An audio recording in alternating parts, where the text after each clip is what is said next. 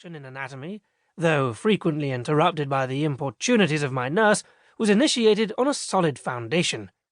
Many of our winters were spent on an estate we had acquired across the Finnish border at a place called Mustamaki.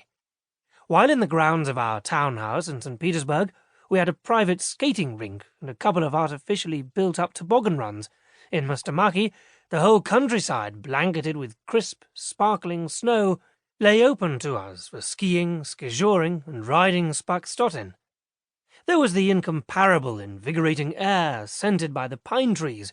There was the ice yachting on the frozen lake. There were the high-speed sleighs drawn by diminutive, fast-running Finnish ponies, their bridles hung with merrily jingling bells. The estate was to prove a godsend when the time came for my parents to flee from the Bolshevik Revolution. When I look back on my childhood, it seems to me that all of my activities consisted in swimming, canoeing, sailing, skiing, tobogganing, skating, and listening to my father play the balalaika. My father was regarded as the best amateur balalaika player in St. Petersburg. He was, in fact, the co-discoverer of the instrument with the celebrated Andreev. Previously, the balalaika was known only to country folk who used it for accompanying their village choirs. Andreev and my father brought the instrument to St. Petersburg, and together they had a lot of successful soirees in fashionable circles. It was at one of these that my mother met my father for the first time and became fascinated by his balalaika. She was a woman of great beauty, as well as being an heiress to a modest fortune, a fact which struck as responsive a chord in my father as any that he could pluck from his bizarre-looking instrument. It was inevitable that a number of balalaika concerts later they were married. The concerts continued. Andreev and my father became the rage of St. Petersburg.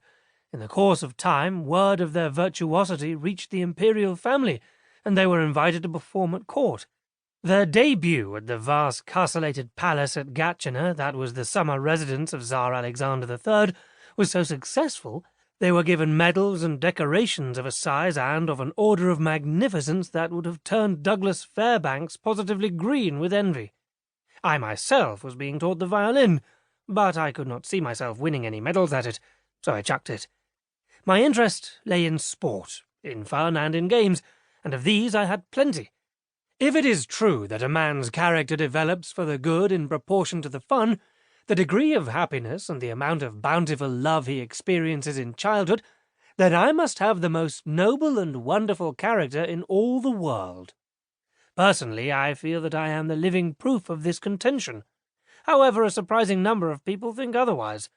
At all events, until the day that my mother took me to school in England, my life seemed to be nothing but fun.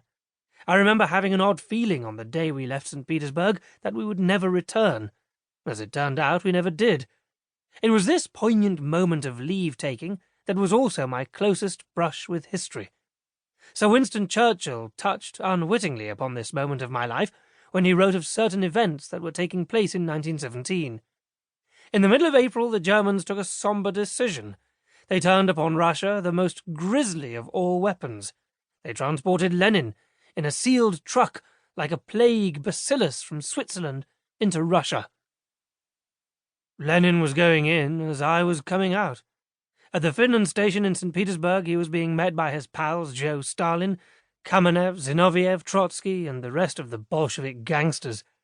I was being seen off by my father, my Uncle Frederick in his scarlet Cossack uniform, my Aunt Margaret, Prince and Princess Serevansky, Count Benkendorf, and my cousin Agnes.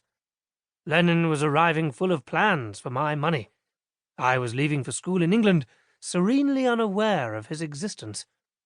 To the rest of our gay and well-to-do gathering, Lenin and his fellow conspirators were just a bunch of rather badly behaved peasants. Lenin's plans were not confined to the appropriation of the trust funds that various affluent uncles and aunts of mine had set up to ensure for me the sort of life that would have suited my indolent nature. They were far more comprehensive. They included everybody else's money as well. They also included the murder of most of my relatives. I must confess that there are times when I wish they had included the murder of them all. However, I think I might have spared the ones that provided for me. Quite frankly, I am sorry about the money. I would have liked to have had it. On March the 15th, 1917, in the drawing-room of his special train which had been immobilized at Gatchina by the revolutionaries, the Tsar...